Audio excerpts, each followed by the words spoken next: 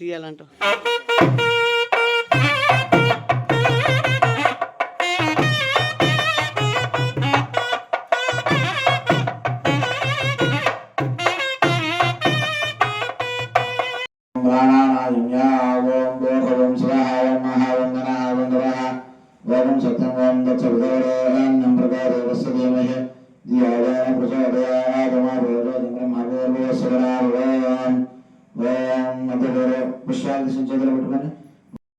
ఓం నమ వెంకటేశాయ.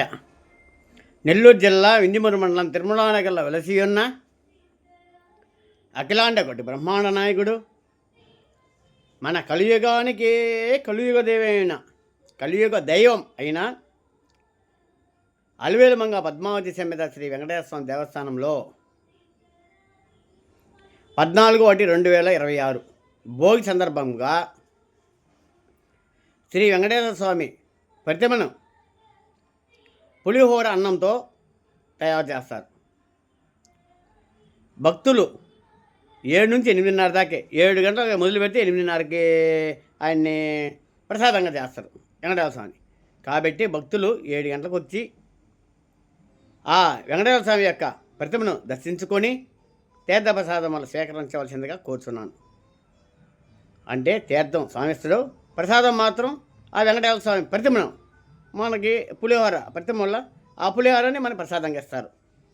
ఆ ప్రతిమను స్వీకరించినచో మనకు కొంచెం పుణ్యకాలం. ఎందుకంటే వెంకటేశ్వర స్వామికి ప్రతిమ తయారు చేసిన తర్వాత వేద మంత్రాలు చదువుతాడు స్వామి. ఆ రోజంతా అందరికీ ఆ వేద మంత్రాలు ఆ పులిహారం లోపల పోతాయి. అన్నీ అంటే వేద మంత్రాలు, ఆ మంత్రాల శక్తి పులిహారానికి వస్తుంది. అందుకని ఆ పులిహారాన్ని మనం వెంకటేశ్వర స్వామి ప్రతిమ రూపంలో, ఆ వేద మంత్రశక్తి ప్రతిమ రూపంలో ఆ పులిహారాన్ని స్వీకరిస్తే కొన్ని మనకి మంచిది మేలు జరుగుద్దని అనుకుంటారు పెద్దోళ్ళు. అలాగే అనుకుంటున్నాం మేము కూడా. అలాగే వెంకటేశ్వర స్వామి యొక్క ప్రతిమను పులిహోర రూపంలో దర్శించి తీర్థప్రసాదములు స్వీకరించవలసిందిగా కోరుచున్నాను.